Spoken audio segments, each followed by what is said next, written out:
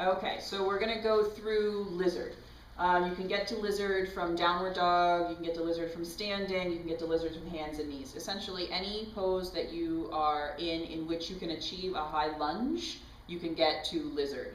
So let's have you come into lizard with the right foot forward. So a high lunge, right foot forward, left leg back. Oh. Yep, right foot forward, left leg back. So she's got the foot on the outside of the hand, which is a nice way to get it started. If somebody starts with the foot on the inside of the hand, you just have them bring the hand in and then heel toe walk the foot slightly out. So she's still in the alignment of knee over ankle, okay, and she's also still in that lunge alignment of flat lower back, right, and the full diagonal extension from heel to head. So this is where we start from lizard. Drop the back knee, release the back foot. So you want the back foot to be flat so you get the full extension of the ankle.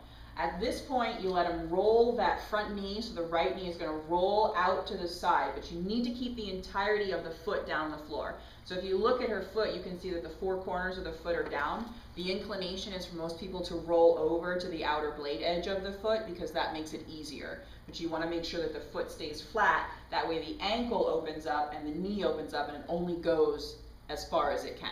Okay, so you're not going to overstretch the groin here. So this is the starting position for lizard. We call this like lizard 1, and you can let them take a couple breaths here to get started. At some point, they're going to want to drop down. Phase 2 is to come down to the elbows. Okay, so she'll rock on down to the elbows, making sure that the foot stays down on the ground. If they roll the foot open and come down to the elbows, they're borrowing, okay? And you want to make sure that it's an authentic stretch. By this point in time, you're probably feeling something in the knee. You got to make sure that you let them know that it shouldn't be any kind of stabbing, tearing, or pulling, okay? So it's a stretch, but there's no red alert happening here. The final expression of lizard is to take that right arm, or the same arm that's attached to the leg that's in front, and tuck it around and underneath so that the elbow is behind the ankle and the palm just comes down to the floor, okay? So we'll have her show you that from the other side. So kind of break up and come around to the front, or flip sides. Yep, okay. So again, we start in the high lunge, full line. And here we go, see it, full line extension, back knee comes down, foot relaxes, front knee fans to the side, foot stays down on the ground, coming down to the elbows. Notice the back stays flat, so the natural round in the thoracic spine is just the natural round. It's not a hump from a slump. I rhymed and I didn't even know it. And then the final expression is to take that left elbow around the outside, hook it around the back of the ankle, and palm comes down. Still on a flat back.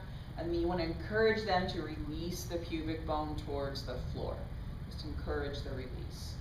Some people will drop the head here, and you can, but try and make sure that it's a controlled drop, so more of a chin tuck bringing in as opposed to a loose and lazy melon falling off the vine. Okay? So there we have the full expression of lizard.